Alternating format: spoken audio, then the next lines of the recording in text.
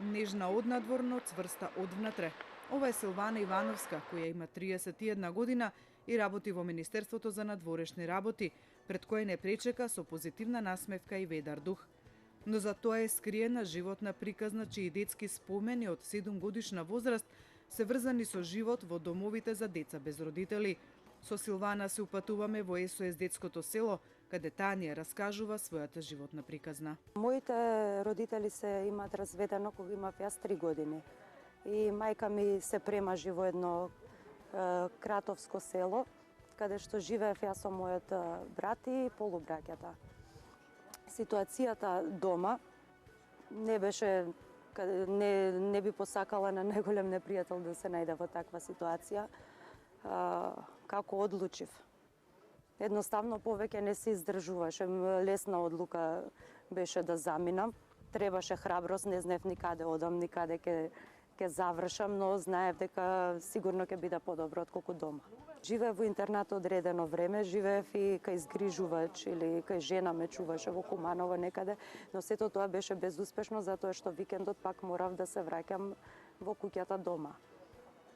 И затоа ме праша еден ден дали сакаш да живееш со многу деца, твои врсници. Ја прашав, бидејќи нели како што ти кажав, знаеш само за школото и за дома. Таму кај што се чувствував безбедно и сигурно беше училиштето. Ке има ли училиште, прашав го, ми рекоа ке има и се согласи веднаш. Центарот за социјални работи ме смести во детскиот дом 25 мај, затоа што немало место во другите институции во тоа време. Живеев таму година дена. Потоа управителите на домот донесоа одлука дека е институција за деца со воспитно-поправни проблеми и дека не треба јас да бидам таму и ме префрлија во домот 11 октомври. Во домот 11 октомври Силвана го завршува основното образование. За разлика од домот 25 мај, спомените за овој дом и се јасни. Во домот 11 октомври никогаш не сум се чувствувала осамено, затоа што имаше над 150 деца што живеат во домот во тоа време и многу се дружевме помеѓу себе, многу се подржувавме, особено генерацијски тие што бевме блиски. Имавме малце проблем со повозрасните, затоа што во домот не се почитуваше ниту едно детско право, буквално највозрасниот го има главниот и последниот збор, што ќе каже тој така е. Дури имаше многу малтретирања, мислам, имам зборувано на оваа тема, затоа и бев иницијатор за преорганизација на вакви гломазни големи институции.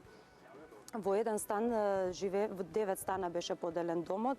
Во еден стан живеевме 16 деца со еден воспитувач.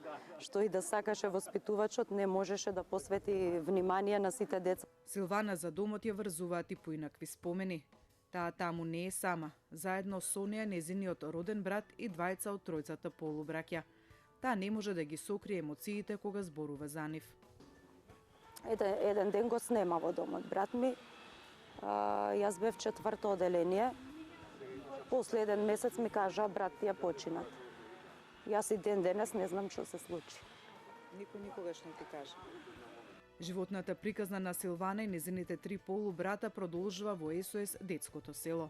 Бев скептична на почетокот, затоа што бев 8 оделение и тогаш мислев дека е време јас да ги направам промените во 11 октомври.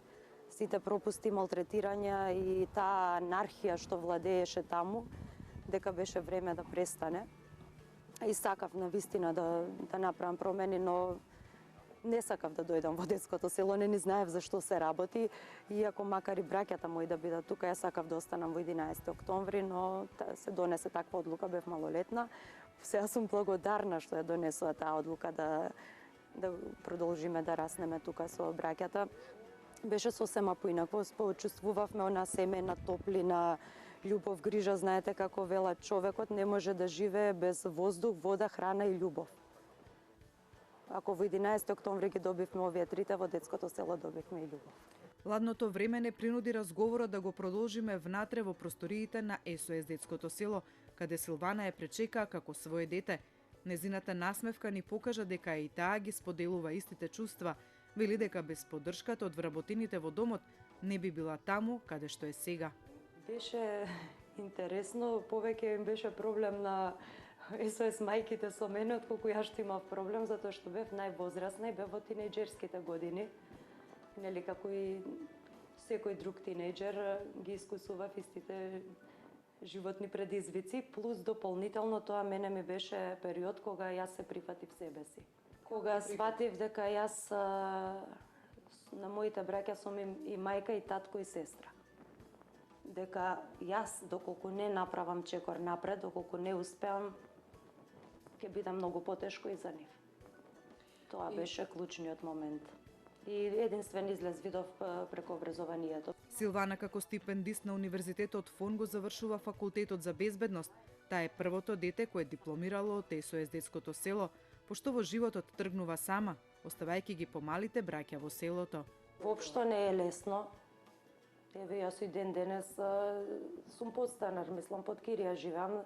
Со нашите примања во Република Македонија не можеш да си дозволиш да си купиш стан. Значи е тешко.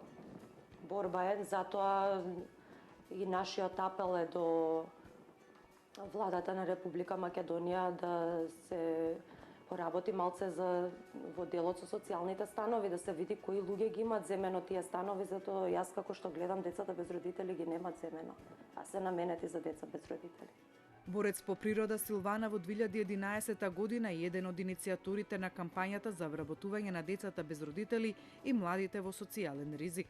Кампањата за вработување деца без родители беше прифатена од тогашната влада како програма Д10, преку која се вработени над 130 деца без родители, кои се доста се покажале како успешни во тоа што го работат. Пример, јас бев една од тие лица што се вработив прво во Министерството за труд, потоа добив трансфер во Министерството за надворешни работи.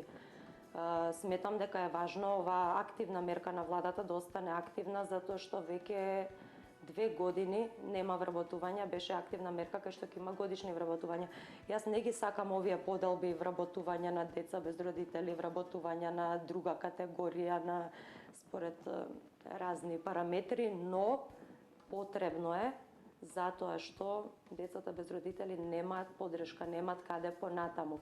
Тоа не мора да значи сите да се вработат во државна администрација, може да работат и во приватни компании.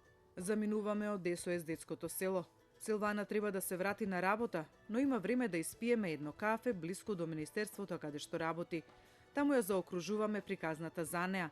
Таа денес е магистрант на политички науки и на безбедност и е запишана и на втор факултет за социјална политика. Живее во изнајмен стан заедно со двајца од браќата, третиот живее во Струмица.